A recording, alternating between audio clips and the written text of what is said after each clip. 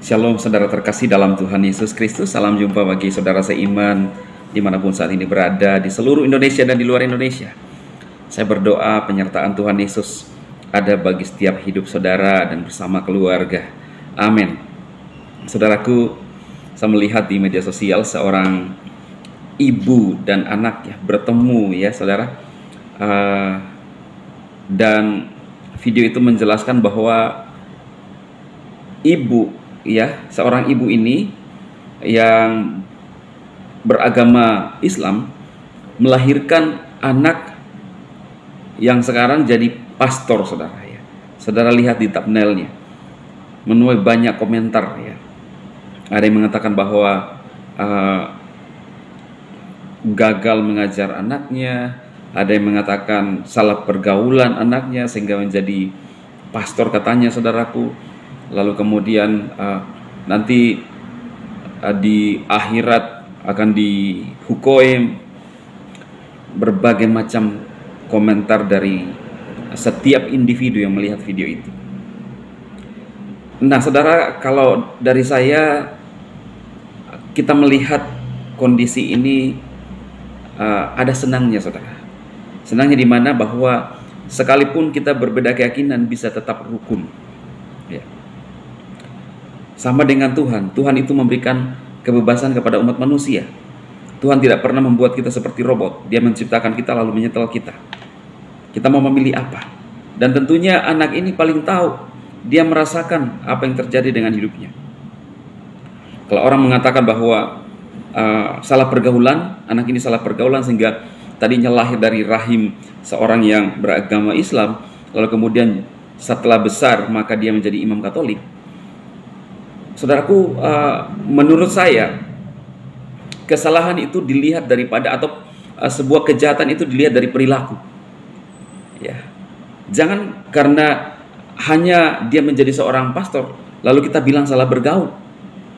Bagaimana saudara mengukur tentang sebuah kejahatan? Bukankah kalau seseorang yang tadinya merasa hidupnya tidak ada artinya, bahkan kesaksian di luar sana yang tadinya penuh dengan kebencoyan, sakit hati, bahkan kejahatan, lalu ketika bertemu dengan Tuhan Yesus hidupnya berubah? Itulah menurut saya yang namanya pertobatan. Ada perubahan. Pertobatan bukan hanya sekedar perpindahan, saudara. Berpindah keyakinan. Kalau pindah keyakinan tetapi tidak ada perubahan, itu namanya bukan pertobatan. Dan pertobatan yang sejati menurut iman Kristen adalah ketika orang menerima Yesus, perjumpaan dengan pribadi dengan Yesus, lalu dia bertobat, hidupnya berubah, ada pembaharuan. Yang dahulu suka berbohong, sekarang tidak berbohong. Yang dahulu suka ya ngambil-ngambil ya atau korup, setelah bertobat sadar itu kesalahan. Yang tadinya suka minum-minum atau mabuk-mabuk, setelah bertobat tidak lagi melakukan. Itulah namanya pertobatan. Salah bergaul adalah ketika orang yang tadinya baik-baik lalu ketika bergaul dengan orang lain jadi buruk, itu namanya salah bergaul. Tapi kalau sesuatu yang buruk berubah jadi baik, itu namanya bertobat.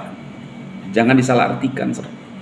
Dan saya melihat banyak kesaksian, rata-rata mereka yang percaya Yesus, yang bertemu dengan juru selamat, ada kesaksian hidupnya berubah.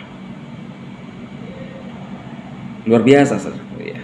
Biar ketika orang memilih apapun itu kita menghargai ya. Jangan justru kita memaksa saudara ya, bahwa dia harus begini, nggak bisa ya. Tuhan saja memberikan kehendak bebas ya. Memberikan tawaran. Yesus berkata, keselamatan hanya di dalam Dia. Terserah kepada umat manusia mau percaya atau tidak. Nanti pada akhirnya manusia itu akan menanggung akibatnya sendiri. Oke saudara ya, itu ya informasi-informasi singkat atau video-video singkat yang saya buat.